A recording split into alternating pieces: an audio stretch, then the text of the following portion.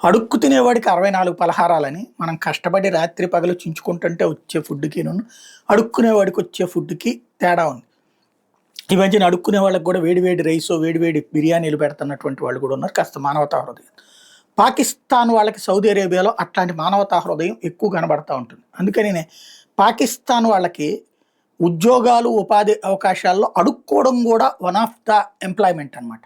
అయితే వాళ్ళ దేశంలో అడుక్కుంటే ఇచ్చేవాడు ఎవడుండడు. సాచి కొడతానంటారు. అందుకని అక్కడ అడుక్కోవడం కంటే అక్కడ మంచి ప్యాంట్ షర్ట్ ఏసుకొని దర్జాగా సౌదీ అరేబియాలో దిగి, అక్కడ మసీదుల దగ్గర అక్కడ ఉన్నటువంటి ప్రధాన కూడళ్ళ దగ్గర అడుక్కుంటూ ఉంటుంటారనమాట. ఎవరు అడుక్కునేవాడని చూస్తే సౌదీ అరేబియాలో వాడికి అడుక్కోవాల్సిన కర్మ ఏంటి? సౌదీ అరేబియాలో పెద్ద ఎత్తున బావులున్నాయి. అక్కడ బోలెడంత ఉపాధి అవకాశాలున్నాయి. అక్కడ అడుక్కునేవాల్సిన కర్మ ఏంటి?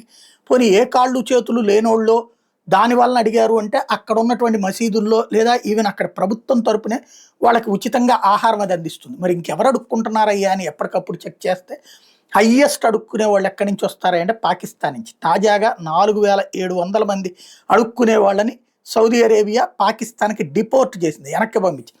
అయితే ఇప్పుడు పాకిస్తాన్ ఎక్స్‌పర్ట్ కమర్ చీమా చెప్పుకొచ్చేది ఏందంటే 2,20,00,000 మంది ప్రొఫెషనల్ బెగ్గర్స్ ఉన్నారంట.